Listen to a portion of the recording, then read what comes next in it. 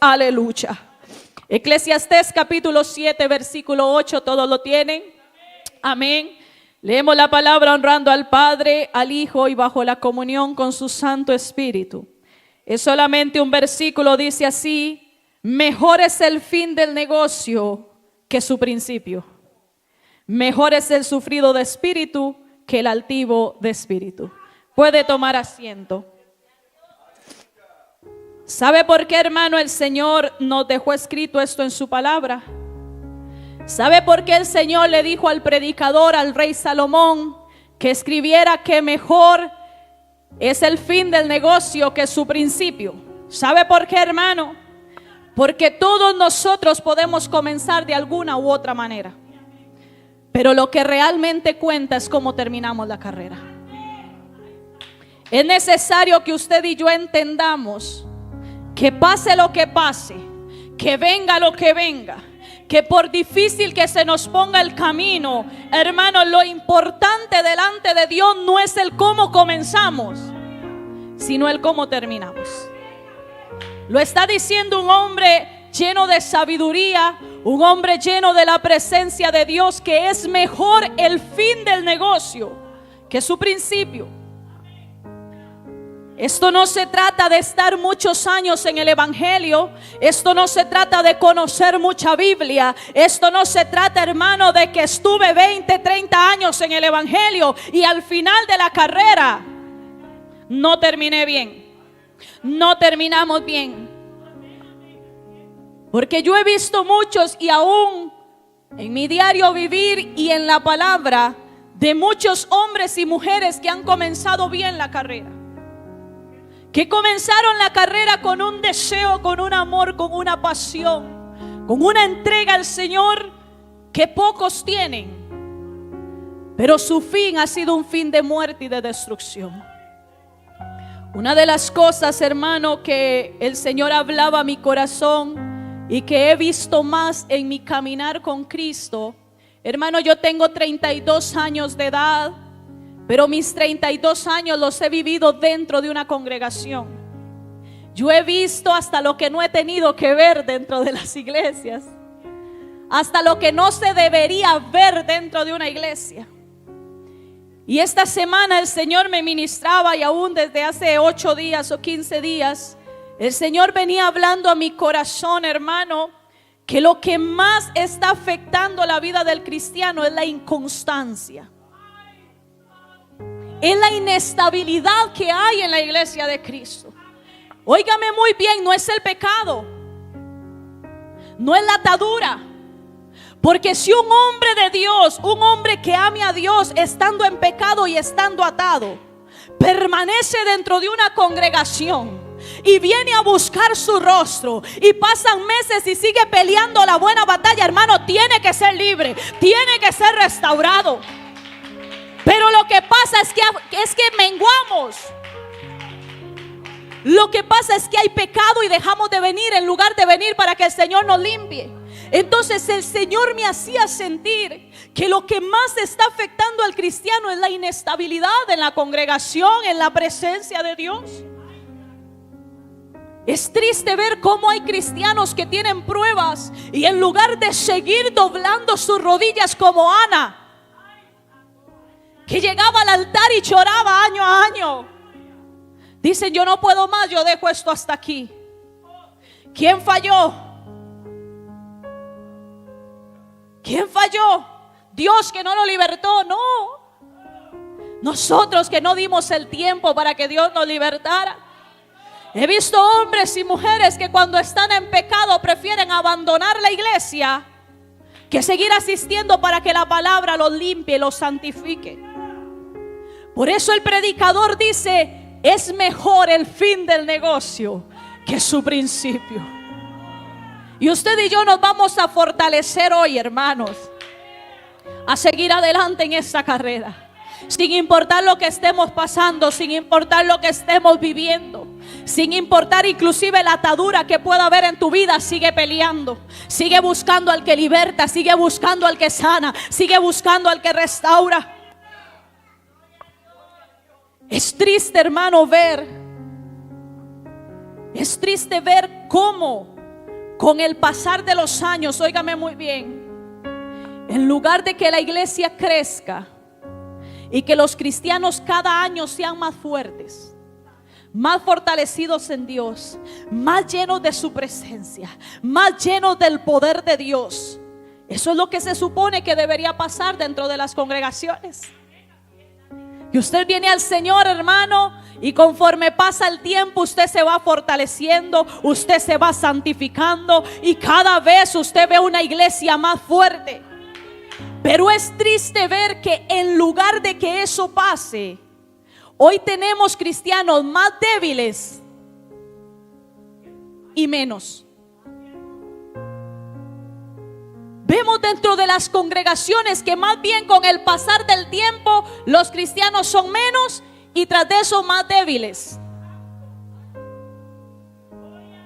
Ya el Señor no los puede pasar por una prueba porque se van. Ya el Señor no los puede meter en el horno de fuego como los 3 amigos de Daniel, porque le dicen: Señor, mejor yo adoro la estatua antes de que me metas en el horno. Estamos peor, iglesia. Con el pasar del tiempo usted y yo deberíamos ser más fuertes, usted y yo deberíamos ser más santos, usted y yo deberíamos fortalecernos más en el Señor, pero está pasando todo lo contrario. Cada vez nos debilitamos más, cada vez la iglesia se cansa más, cada vez es menos el precio que quieren pagar. Y la palabra de Dios es clara y nos enseña que este camino es angosto y que este camino es estrecho. Y como decía en Volcán, que hay muchos evangelios, pero yo no sé qué van a hacer al final del camino, porque solamente hay uno el que salva. Solamente es uno el que nos va a dejar entrar al cielo. Yo no sé qué van a hacer con todos esos evangelios fáciles y livianos de allá afuera, porque le han dicho que es evangelio, pero al final a mí la palabra me enseña que solo uno salva, que es el evangelio de Jesucristo. Por eso es que no es el que comienza, sino el que termina. Por eso, hermano, es que no es el que comienza con amor, con deseo, con entusiasmo. Debería ser así, no me malinterprete. Debería ser que el que comienza termina. Pero el Señor, en su infinita omnisciencia, que todo lo sabe, sabía que muchos iban a comenzar y no iban a terminar bien. Inclusive dice su palabra que muchos son llamados y pocos los escogidos, porque a todos nosotros nos ha llamado el Señor. Usted que está ahí sentado, a usted lo ha llamado el Señor. Pero ¿de quién depende ser escogido? ¿De quién depende ser escogido? Entonces, ¿por qué le echamos la culpa a Dios muchas veces? ¿Por qué nos resentimos con Dios muchas veces? Y usted dirá, hermano, es que no es fácil. Usted dirá, es que mantenerse en este camino no es fácil. Hay muchos, inclusive jóvenes, he tenido experiencias con 2 jóvenes que dicen: yo no puedo seguir al Señor porque el mundo me atrae mucho. Y lo han dicho. Y dicen: no puedo, hermano, y hoy no están aquí, están en el mundo. Porque ellos dicen: yo no puedo estar dentro de la iglesia y ver a mis amigos que se van a fumar marihuana y yo los veo pasar, o veo que van para el baile, o veo que andan ahí en sus cosas. Y él sentía deseo de estar ahí. Y le digo, es que no es que Dios condena al mundo porque quiere, sino que dice Juan 3 que esa es la condenación del mundo, que amaron más las tinieblas que la luz. Y hay muchos cristianos que dicen: es que no es fácil. Pero yo le digo algo, hermano: vivir allá afuera sin esperanza, vivir allá afuera sin una esperanza de salvación, vivir allá afuera sin un Dios con el cual usted puede venir a doblar sus rodillas y decirle: Señor, ya no tengo fuerza, Señor, ya yo no puedo seguir. Hermano, eso es peor. Es peor estar allá afuera sabiendo que el Dios Todopoderoso le hemos dado la espalda. Que cómo vamos a ir a clamar ante Dios si yo le he dado la espalda por mucho tiempo. todos sufrimos. Todos pasamos por situaciones. Allá afuera, hermano, también se les mueren familiares. Allá afuera también se enferman. Allá afuera también pierden el trabajo. Allá afuera también sufren la economía. Allá afuera también sufren desamores. También pierden los matrimonios. Entonces, ¿dónde es más fácil vivir? En Cristo. Porque hay algo que a nosotros nos sostiene, que aunque no nos sanemos, que aunque el Señor nos restaure, que aunque el Señor nos responda, ¿qué te mantiene en pie? Es la esperanza de vida eterna, es la esperanza de salvación. Eso es lo que nos mantiene firmes. Yo le decía una vez a mi madre cuando venía en el carro, le digo: mami, yo creo firmemente que a nosotros no nos mantiene firmes en el Señor el bienestar o las promesas aquí en la vida, porque hermanos sufrimos, hermanos padecemos. Inclusive está escrito que vamos a pasar tribulación. Le digo, yo creo firmemente que no es el bienestar de la vida como muchos pastores se lo quieren vender, que venga Cristo y que todo se le quita. No, se le quitan las garrapatas del mundo, pero vamos a ser probados. Le digo, yo creo firmemente que lo que a nosotros nos mantiene en pie es la esperanza de un día estar en el cielo. Es lo único, hermano. Es lo único. Porque aún así dice su palabra que nosotros no lloramos como los que no tienen esperanza. Nosotros tenemos una esperanza viva, por lo cual nos santificamos, por lo cual le buscamos, por lo cual nos sacrificamos, por lo cual nos entregamos, porque hay una esperanza viva en nosotros.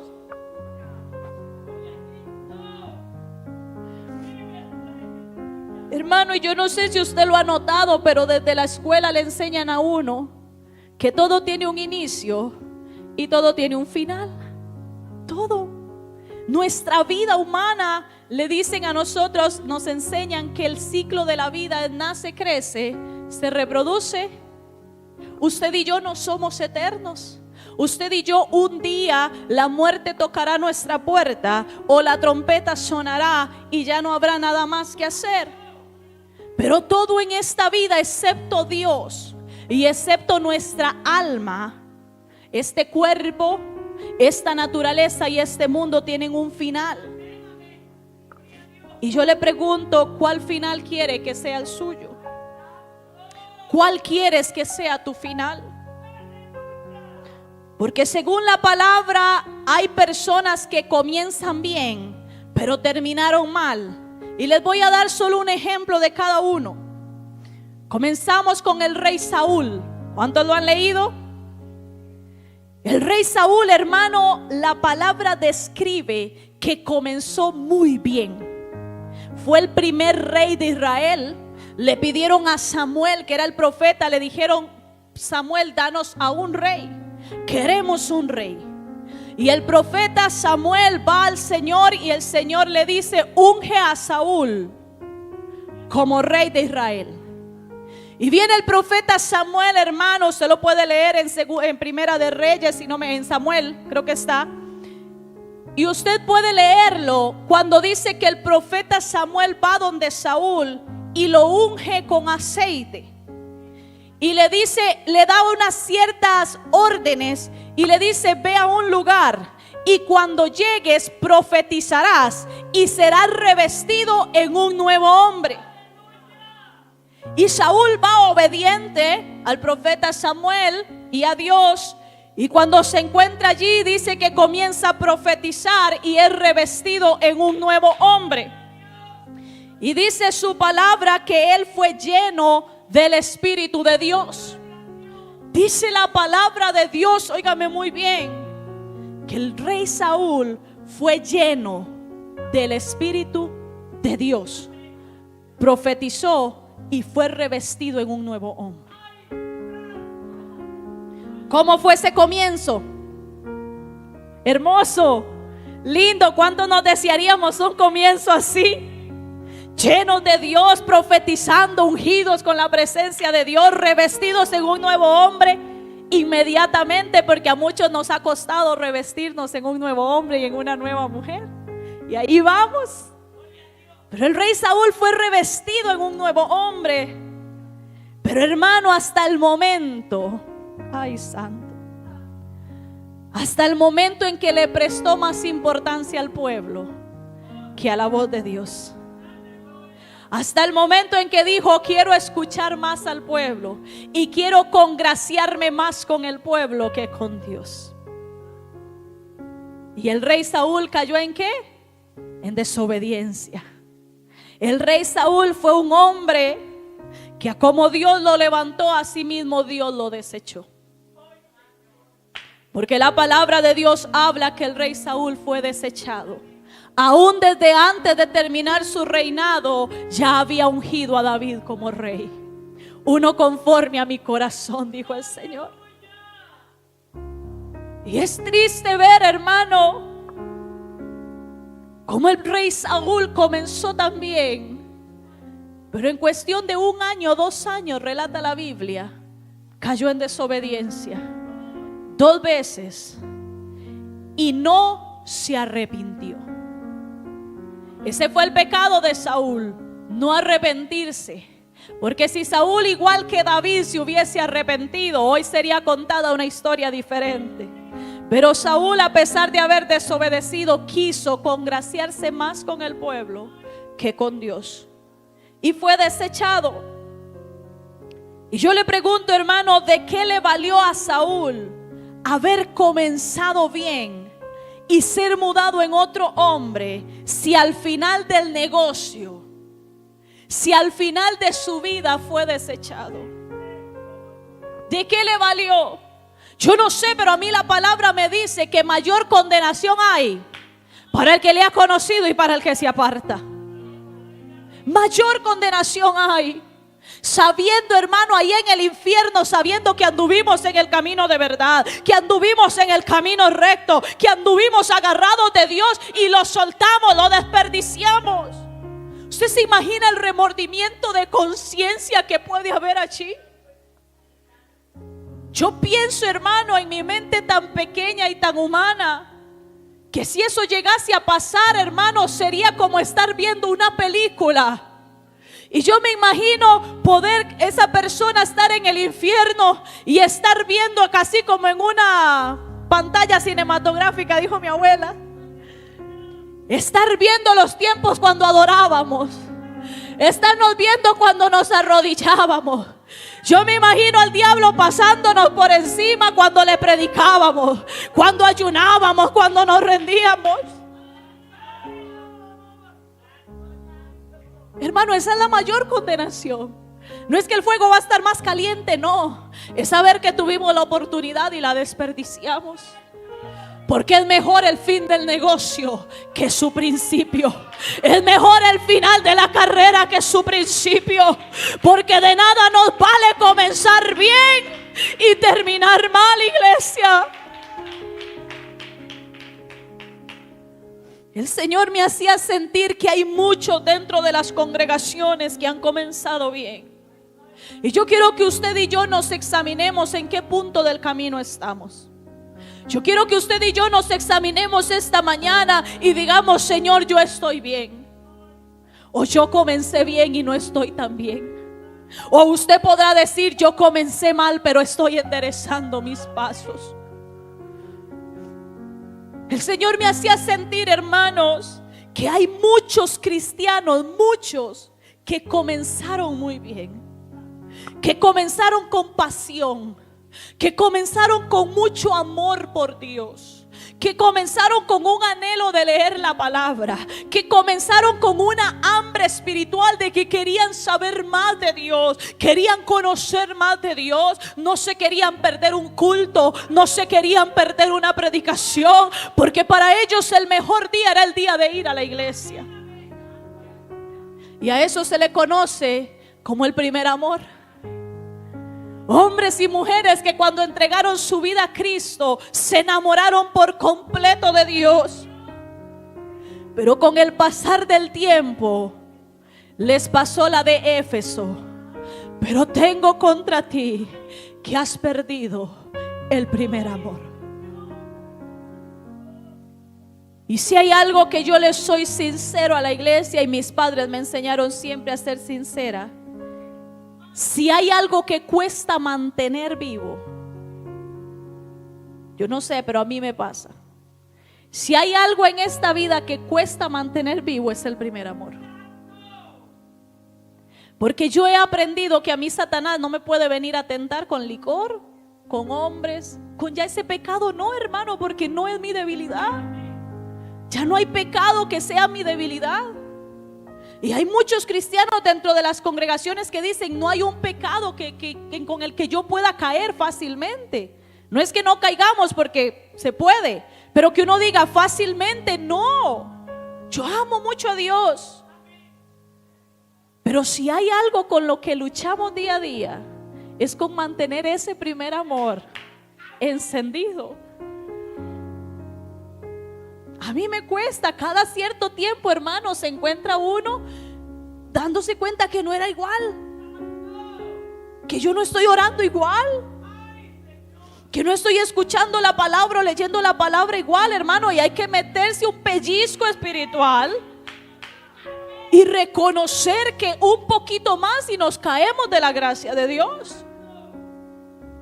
Pero lo que pasa es que muchos cristianos ni cuenta se dan que lo están perdiendo, que lo perdieron. No se dan cuenta. Es triste hablar con una persona y decirle: usted es religiosa. No. ¿Quién dice yo no soy religioso? Yo no soy religiosa. Hermano, y no oran, no leen la Biblia, con costos adoran en la iglesia, pero ellos no son religiosos. Es triste hablar con una persona y decirle: el Señor me ha dicho o me ha hecho sentir que te estás cayendo, que estás descuidando tu altar, que estás descuidando tu vida espiritual, y que digan: no. Hermano, pudieron comenzar bien, pero están terminando muy mal. Y usted se puede dar cuenta si usted ha caído de ese primer amor cuando usted dice: es que yo antes le servía a Dios. Usted le sirve a Dios. No, hace mucho tiempo yo le servía. ¿Y por qué no lo está haciendo ahora? Es que yo antes cantaba, es que yo antes tocaba un instrumento, es que yo antes presidía, es que yo antes oraba en el culto de oración, es que yo antes iba a los ayunos, es que yo antes. Hermano, con solo eso que pase por tu mente, hemos caído del primer amor. Personas que sirvieron a Dios y hoy no le sirven. ¿Por qué? Te puede fallar el hombre, pero Dios no te falla. Te puede fallar la congregación, pero Dios no te falla.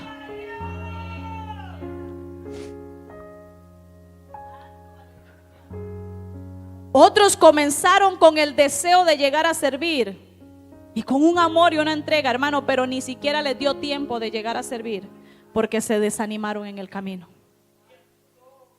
Quieren venir al Señor y que en 1 o 2 meses los pongan a servir, y como no me pusieron, se me apagó el amor, se me apagó la llama del Espíritu Santo.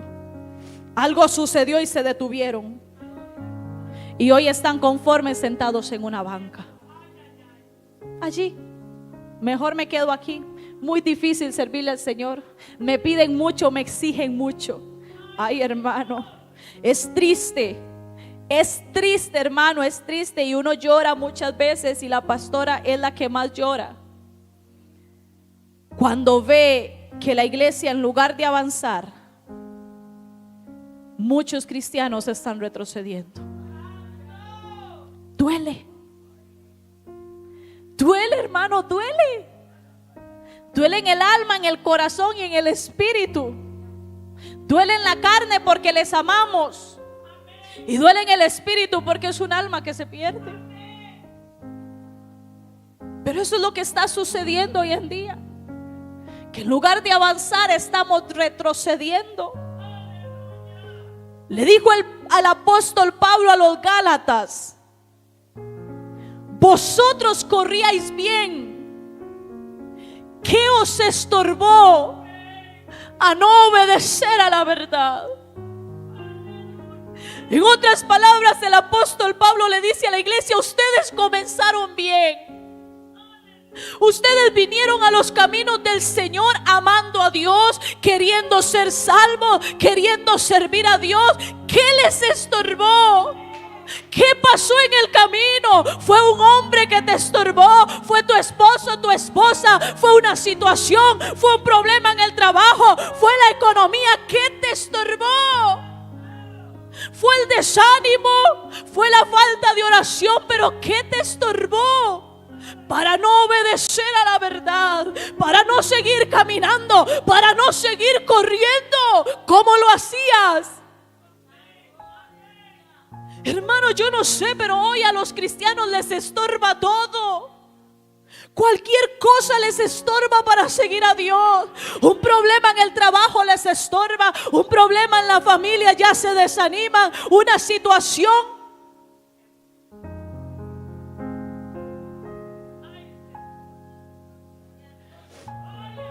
¿Qué pasa?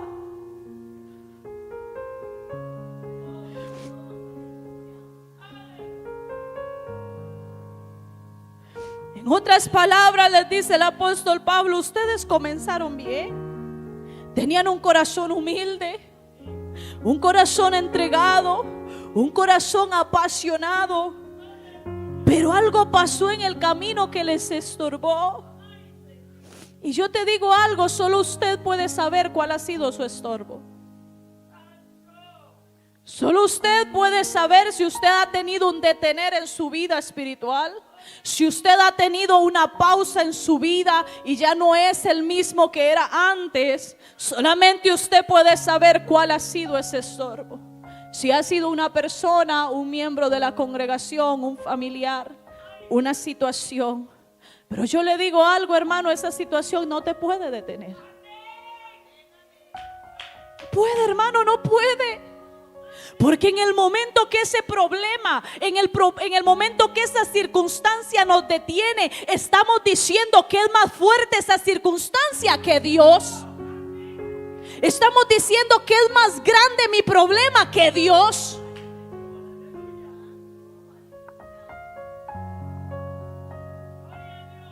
Y el estorbo pueden ser muchas cosas. Puede ser pecado. Pueden ser puertas abiertas que el Señor dijo: ciérralas y no las cerramos.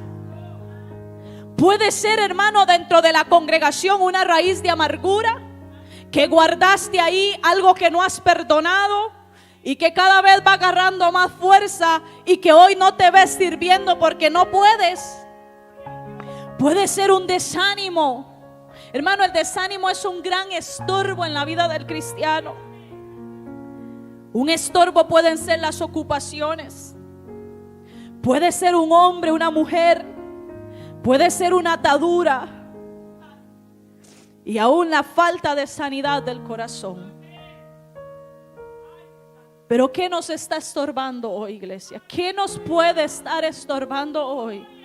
Para caminar como Dios quiere que caminemos, para andar como Dios quiere que andemos, para hacer lo que Dios quiere que hagamos. El Señor le dijo a los discípulos: velad y orad para que no entréis en tentación. Hermano, un descuido espiritual. Óigame muy bien. Usted dice: es que yo no peco. Es que yo no practico el pecado, más bien dicho. Pero hermano, un descuido espiritual puede costarnos la salvación. Un detenernos, un darnos un tiempito. Es que estoy cansado, necesito darme un tiempito. Puede costarnos muy caro, iglesia. No importa, óigame muy bien, no importa en qué parte del camino estemos. No importa si usted está comenzando, si usted ya va por en medio, si usted ya casi va terminando esta carrera. El detenernos. Nos predicaba la pastora, el detenernos. Yo no sé si usted me está entendiendo, iglesia, pero el detenerse, el dejar de orar, el dejar de ayunar, el dejar de congregarse, el dejar de buscar su presencia en la casa, el dejar de leer la palabra, hermano, nos puede costar muy caro.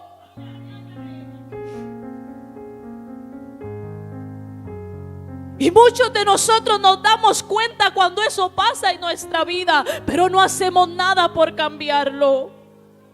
Porque es más fácil quedarnos allí, es más fácil quedarnos sin hacer mucho que pelear la buena batalla de la fe.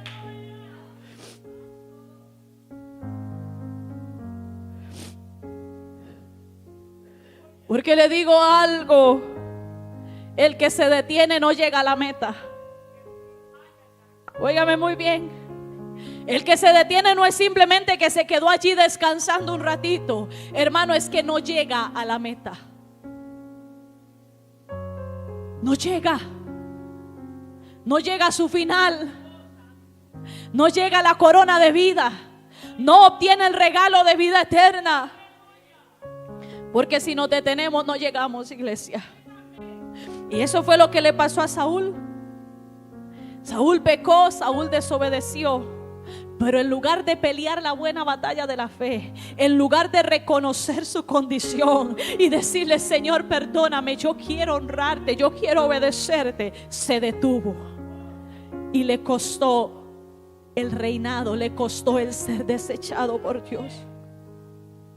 Sin embargo, hermano, hay otros que comienzan mal, aleluya, y terminan bien. Y le voy a hablar del rey Manasés. Segunda de Crónicas, capítulo 33. El rey Manasés, hermano, es considerado uno de los reyes más malos de Israel. Pero qué amor, qué misericordia, qué compasión la de Dios tiene para con los que le aman, con los que Él sabe que hay un corazón que le ama. El rey Manasés comenzó a reinar de 12 años. 12 años tenía Manasés cuando comenzó a reinar. Segunda de Crónicas, capítulo 33, amén. Vamos a leer el verso 1, 3 y pasamos al 6. Hermano, yo lo veo a usted como dormido hoy. Sacúdase la pereza.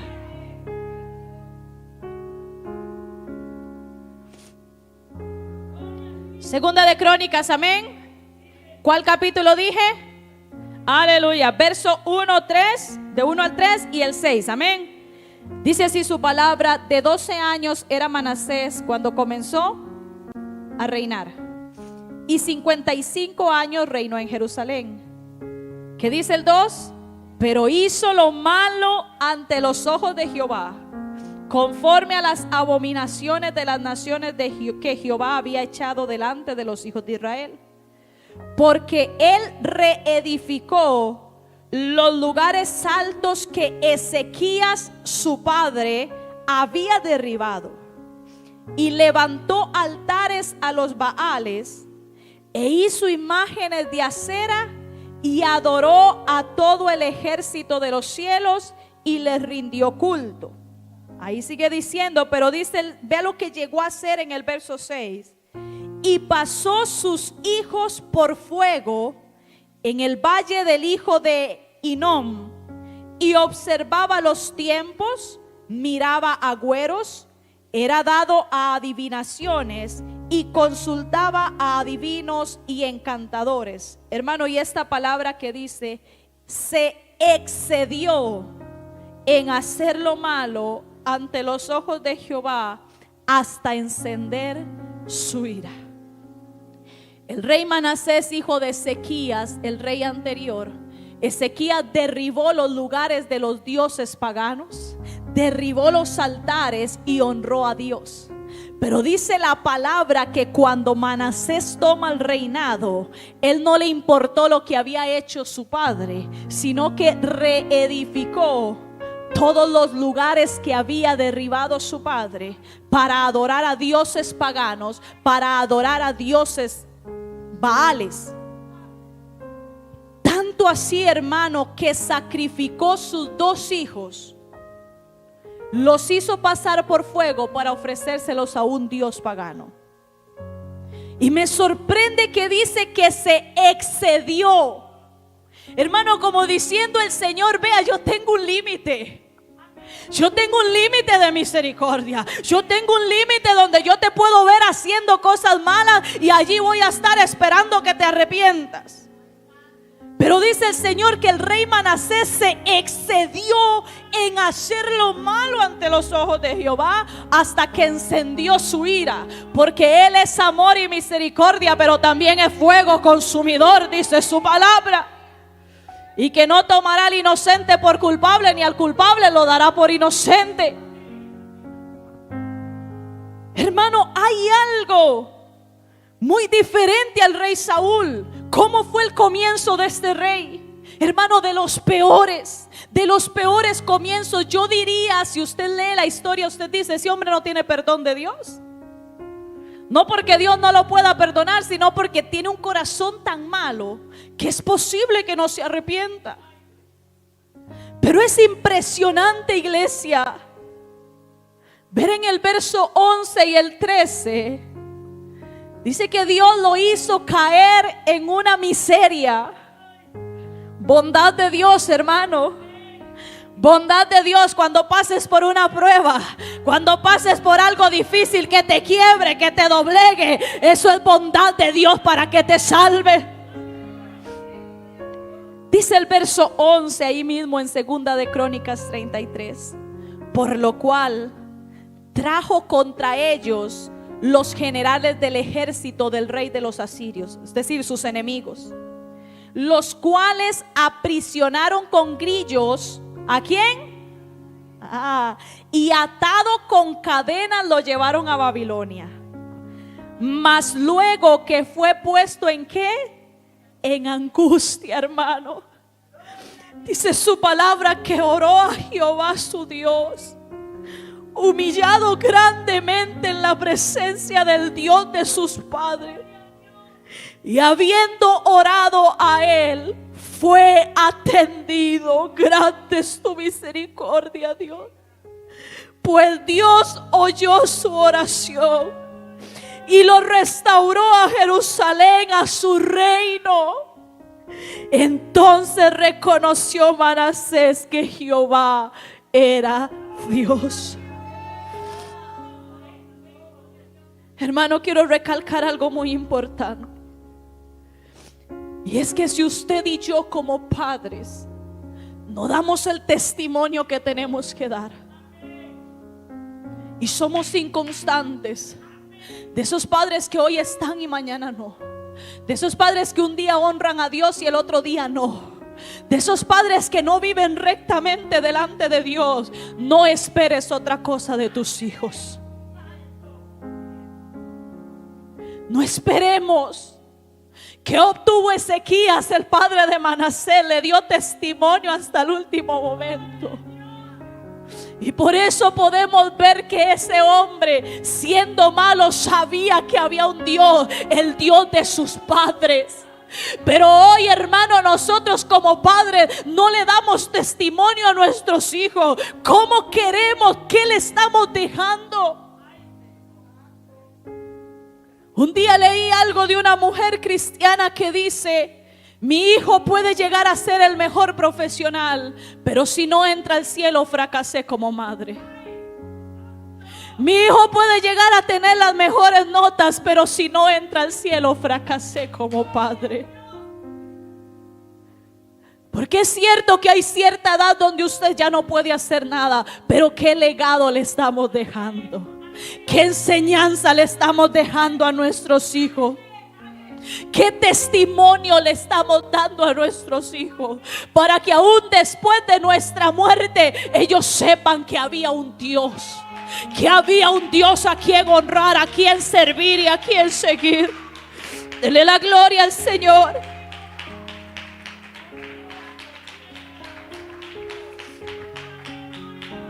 Dice que Manasés reconoció que Jehová era Dios, porque es más importante el fin del negocio que su principio. Es más importante, es mejor.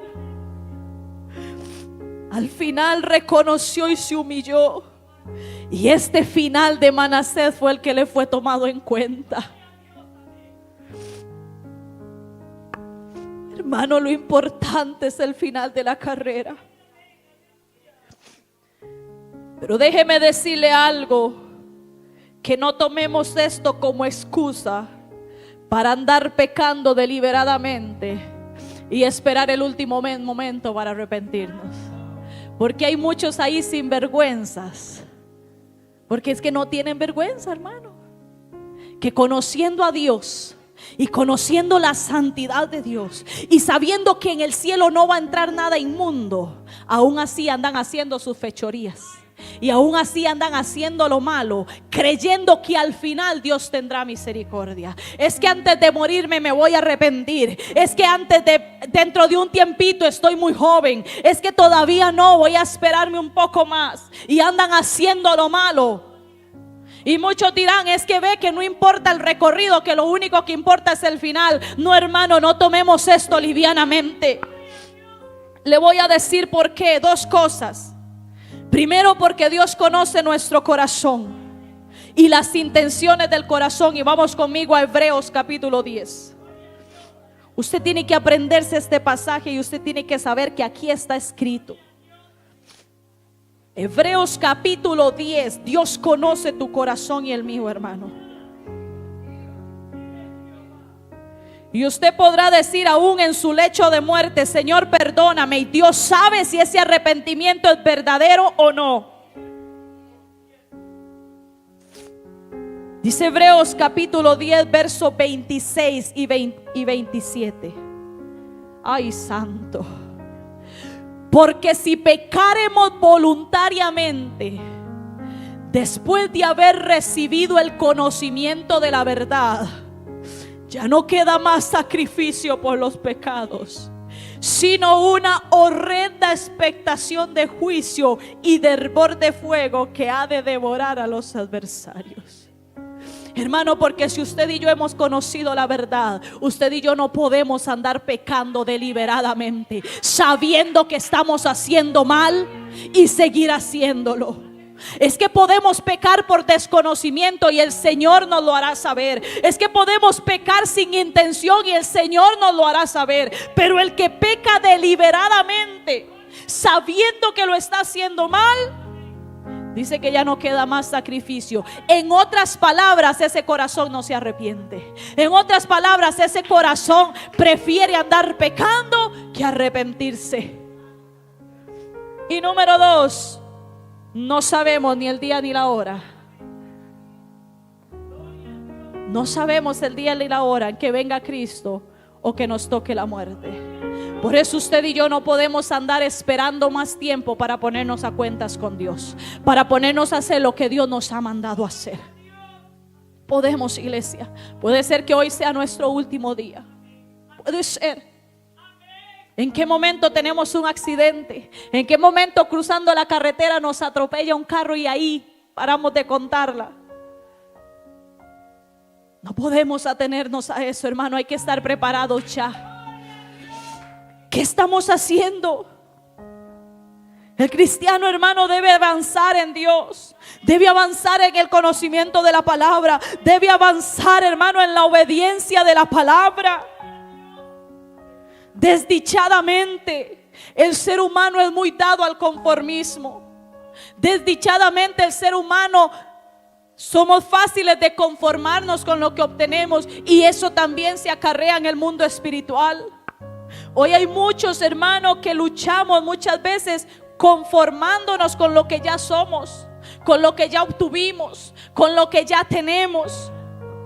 Y hay otros que se conforman con lo que fueron un día. Esos están peor, porque no es ni siquiera como estoy ahora, no, sino como fui. Lo que Dios me usaba, lo que yo le servía a Dios, lo que yo amaba a Dios. Es que con el conocimiento que ya yo adquirí de la palabra, me conformo. Es que con lo que ya yo sé de la palabra, ya no necesito que me enseñen. Es más, hay unos que dicen, ya no hay mucho que me puedan enseñar. He escuchado personas que dicen: yo sé tanto de la palabra que lo que me venga a enseñar esta persona que está comenzando no es mucho, porque yo me lo sé casi todo.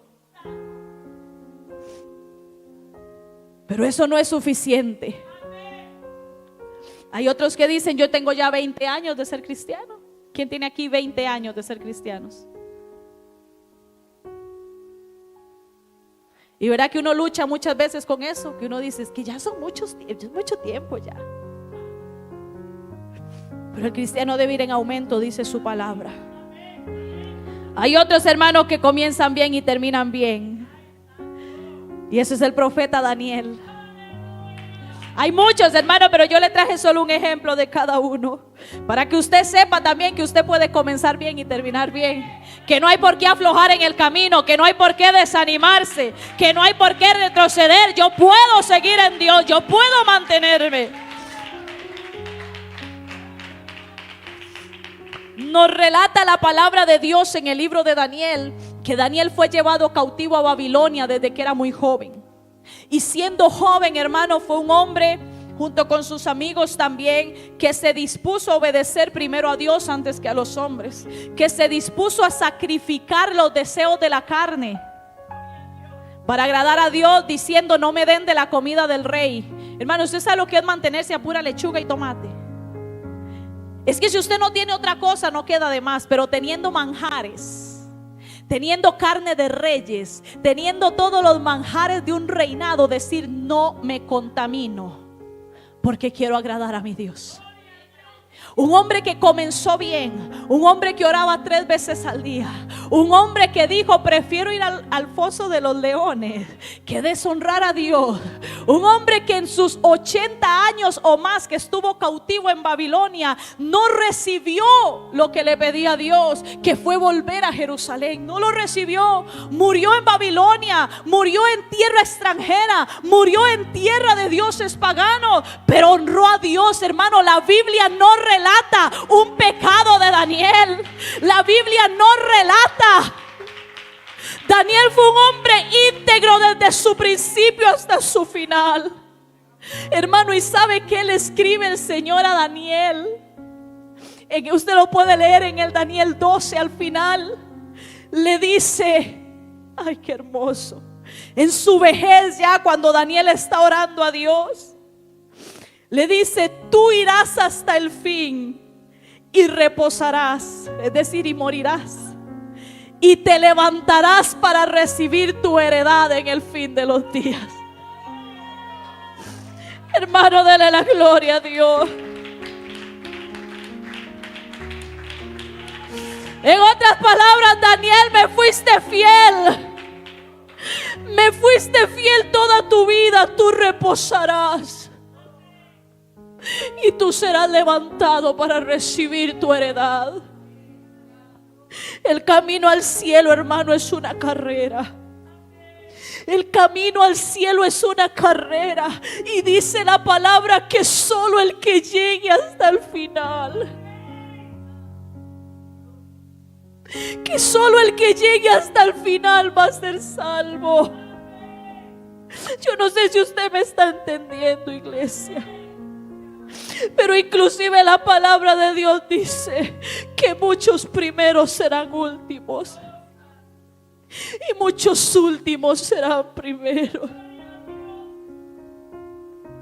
Muchas veces usted no era la persona que muchos aprobaban, pero allí en la misericordia de Dios, hermano, vamos a ser primeros. Van a haber momentos de debilidad, yo se lo digo. Yo no le vendo un evangelio fácil a nadie. Yo no le doy un evangelio fácil a nadie. Yo le digo que en este caminar con Cristo se sufre, que en este caminar con Cristo nos cansamos, que vamos a tener momentos de incertidumbre donde usted no entiende nada de lo que está pasando. Pero hay algo que a mí me fortalece, hermano, y es en Hebreos cuando dice que esto es cuestión de fe. Porque andamos por fe y no por vista. Andamos por fe.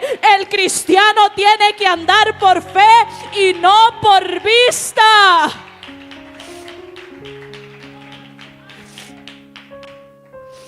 Y hay un momento de nuestra vida donde comenzamos bien. Cada uno de nosotros, yo sé que tiene que haber tenido un momento de su vida que comenzó muy bien. Porque todo cristiano debe experimentar el primer amor. Si usted no lo ha experimentado, búsquelo. Porque sin el primer amor no llegamos al final. Y ese momento donde usted y yo hemos sentido que jamás nada ni nadie nos va a separar. Yo no sé si usted lo ha sentido, pero yo he pasado momentos en mi vida de tanta fortaleza en Dios que yo digo, nada ni nadie me apartará del amor de Dios. Y ahí, hermano, es donde debemos mantenernos. Ahí, en ese lugar donde usted dice, amo más a Dios que todas las cosas. Porque lo único que quiero es estar con mi Señor. Ahí, hermano, ahí es donde usted y yo no podemos salirnos. No podemos. No debemos salirnos de allí.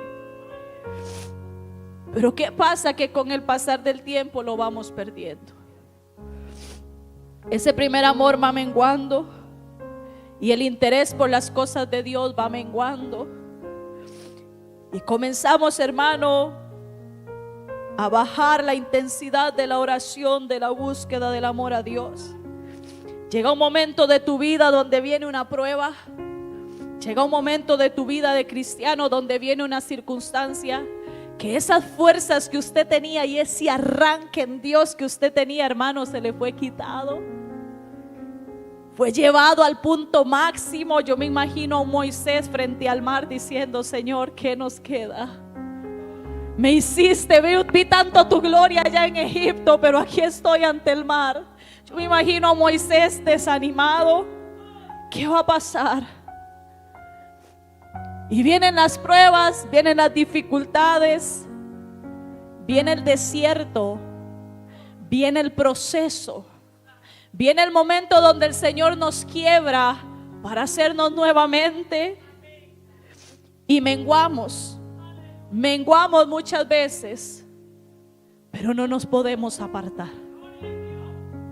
El problema, hermano, es que muchos menguan y cuando menguaron se apartaron. La diferencia va a ser el no apartarnos de Dios, porque aún en ese momento de prueba Él extenderá su mano. Aún en ese horno de fuego, aleluya, mi alma te alaba. Aún en medio de ese horno de fuego, no te va a librar del fuego, no te va a librar del horno, pero dice su palabra que enviará uno semejante al Hijo de los dioses. No te va a librar de la boca de los leones, pero dice su palabra que enviará un ángel a que le tape la boca a los leones. Oh, mi alma te alaba, Jesús. Entonces, ¿por qué? ¿Por qué nos apartamos, hermanos, si sabemos que al final de la carrera veremos su gloria? Veremos su gloria, hermano, la veremos. No importa lo que pasemos, al final está la recompensa. ¿Qué ganamos apartándonos? Le dijo Pedro, Señor, ¿a dónde iré? Por dura que sea la palabra, le dice Pedro, yo no me voy, porque ¿para dónde me voy? Si tú tienes palabras de vida eterna. Aquí no vale lo que fuimos en Dios, óigame muy bien. Aquí no vale lo que tuvimos algún tiempo. Aquí no vale lo que hacíamos. Aquí cuenta lo que somos ahora. Aquí, hermano, ni siquiera cuenta, óigame muy bien, lo que será mañana. Ni siquiera cuenta el futuro, porque dice su palabra que no sabemos. No sabemos si vamos a amanecer. Yo le digo, iglesia, que lo que cuenta hoy delante de Dios es lo que usted y yo somos hoy. Hoy domingo. Eso es lo que cuenta. Por eso le digo, si morimos hoy, Por eso esa canción al inicio, ¿qué pasaría de nuestra vida si morimos hoy? Si no nos da tiempo a ponernos a cuentas con Dios mañana o pasado, cuando quieras. Si no nos da tiempo de volver a encender el fuego del don de Dios, porque no, hoy no quiero esperarme 8 días más. ¿Qué pasaría? Dice el Señor, porque mejor es el fin del negocio que su principio.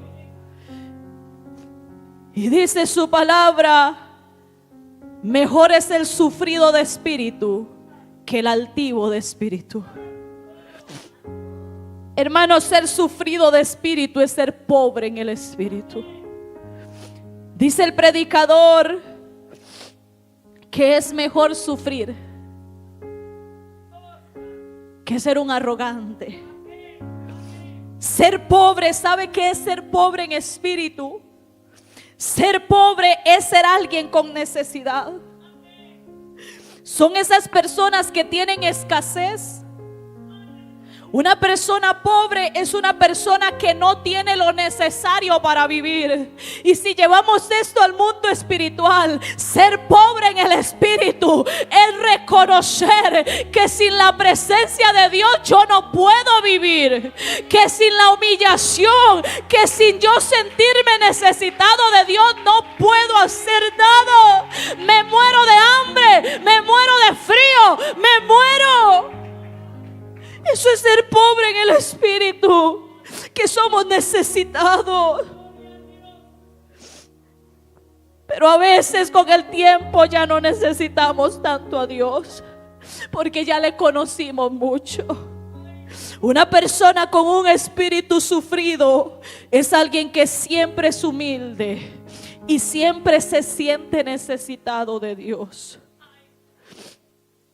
Y le doy una característica, ahorita se la digo.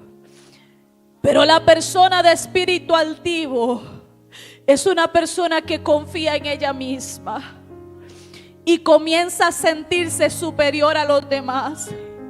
Sienten que ya no tienen mucho que aprender porque ya lo saben casi todo.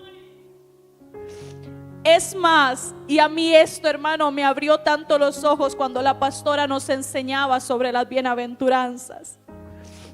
Y hágase este examen ahí en su corazón. El altivo cree que es humilde. El corazón altivo, si usted en algún momento ha dicho, yo soy una persona humilde, yo no soy orgullosa y yo no soy una persona altiva, hermano, tenemos un corazón altivo. Esa es la principal característica. ¿Y sabe por qué dice que es humilde? Porque es su mayor carencia.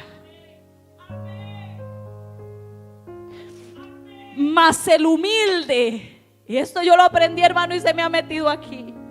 Mas el humilde siempre piensa que aún puede quedar un poquito de orgullo en su corazón. El espíritu humilde, puede venir alguien y le dice, usted es un orgulloso. Hermano, no se molesta. ¿Sabe qué hace? ¿Será que sí? ¿Será Dios que aún hay orgullo en mí? Y yo siempre le digo al Señor, Señor, quítame el orgullo. Yo no soy una persona humilde 100%, hermano. Hay momentos que a usted como que le tocan ahí. Y uno tiene que darse cuenta y decirle, Señor, moldéame. Dice la palabra que cualquiera que se enaltece será humillado, y el que se humilla será enaltecido. Y termino con esto, hermano. Si usted ama a Dios, si usted dice amar a Dios, porque amar a Dios, hermano, es otra cosa. Si nosotros decimos amar a Dios, entonces tengamos una vida de entrega a Dios. Y póngase a hacer lo que Dios le ha mandado a hacer. Esfuércese para llegar a la meta. Esfuércese. Dijo el salmista, aguarda a Jehová. Esfuérzate y aliéntese tu corazón y espera a Jehová. Pero no se aparte del gran porcentaje que hoy retroceden, que comenzaron bien y están terminando mal, porque mejor es el fin del negocio que su principio.